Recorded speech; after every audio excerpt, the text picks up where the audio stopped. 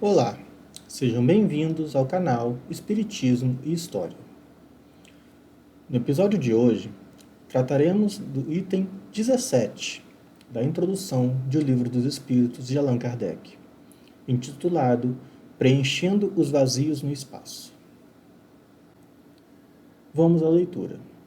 O ceticismo, no tocante à doutrina espírita, quando não resulta de uma oposição sistemática, interesseira, provém quase sempre de um conhecimento incompleto dos fatos, o que não impede algumas pessoas de liquidarem a questão como se a conhecessem perfeitamente. Pode-se ter muito espírito e até mesmo muita instrução, e não se ter bom senso. Ora, o primeiro indício da falta de senso é a crença na própria infalibilidade. Muitas pessoas também não veem nas manifestações espíritas mais do que um motivo de curiosidade. Esperamos que, pela leitura desse livro, encontre nesses fenômenos estranhos alguma coisa além de um simples passatempo.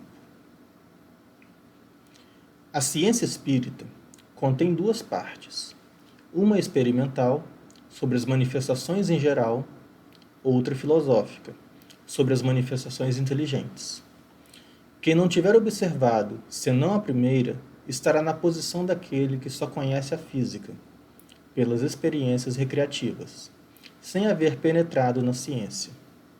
A verdadeira doutrina espírita está no ensinamento dado pelos espíritos, e os conhecimentos que esse ensinamento encerra são muito sérios para serem adquiridos por outro modo, que não por um estudo profundo e continuado, feito no silêncio e no recolhimento. Mesmo porque, só nessas condições, pode ser observado um número infinito de fatos e suas nuances, que escapam ao observador superficial e que permitem firmar-se uma opinião. Iniciando nossos comentários, podemos observar que Kardec, através dos espíritos, alerta quanto à profundidade e à seriedade dos estudos da doutrina espírita. Alerta que, quem não estiver observado, senão a parte experimental da doutrina, estará na mesma posição daquele que só conhece a física pelas experiências recreativas. É como um curioso que vai a um museu de física ver os experimentos e efeitos, sem estudar-lhes os conceitos, e, portanto, não conhecendo a causa que eles embasam. O mesmo alerta podemos aplicar aos espíritas de todos os tempos, que, muito afoitos para verem manifestações mediúnicas, ou mesmo para serem experimentados como médiuns, não se aprofundam na teoria espírita, não estudam os conceitos e, não raro, acabam sendo presas fáceis para espíritos levianos e embusteiros, que muitas vezes os fazem sucumbir pelo desequilíbrio espiritual ou pela vaidade. Continuando a leitura. Se esse livro não tivesse por fim mais do que mostrar o lado sério da questão, provocando estudos a respeito, isso já seria bastante e nos felicitaríamos por termos sido escolhidos para realizar uma obra sobre a qual não pretendemos ter nenhum mérito pessoal, pois os princípios aqui expostos não são de nossa criação. O mérito é, portanto, inteiramente dos espíritos que o ditaram. Esperamos que ele tenha outro resultado, o de guiar os homens desejosos de se esclarecerem, mostrando-lhes, nesses estudos, um objetivo grande e sublime, o do progresso individual e social, e indicando-lhes o caminho a seguir para a sua consecução.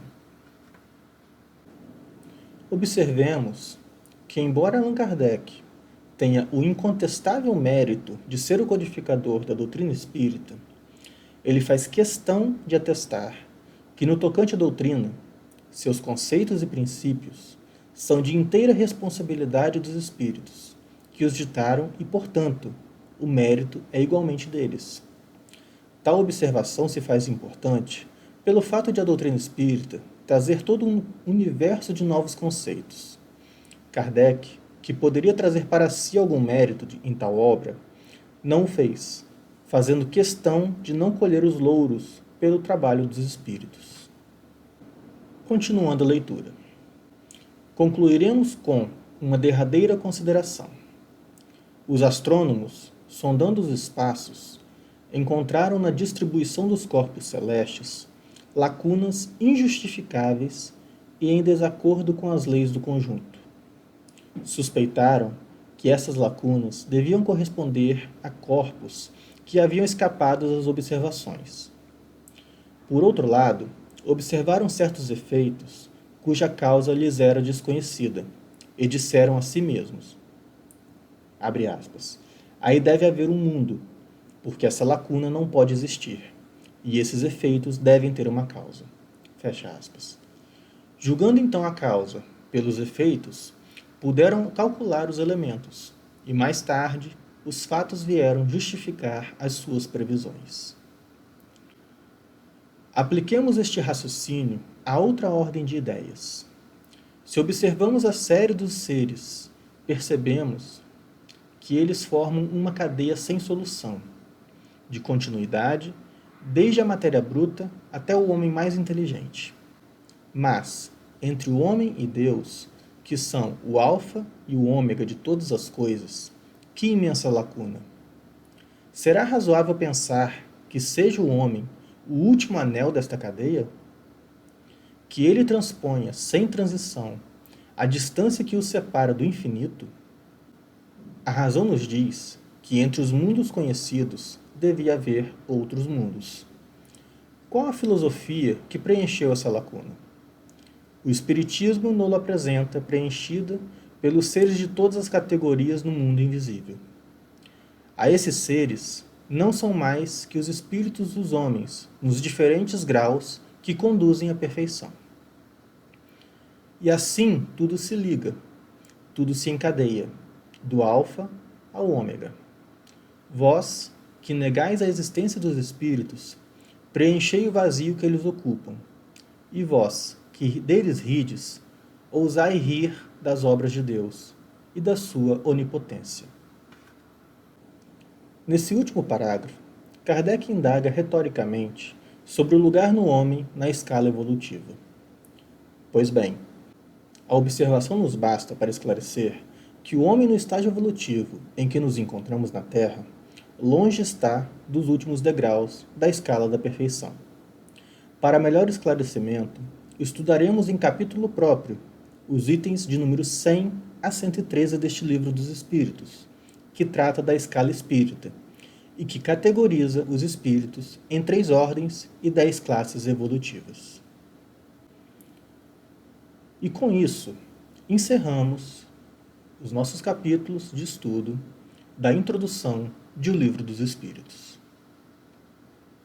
Se você gostou desse episódio, curta e compartilhe. Até a próxima. Fiquem todos com Deus.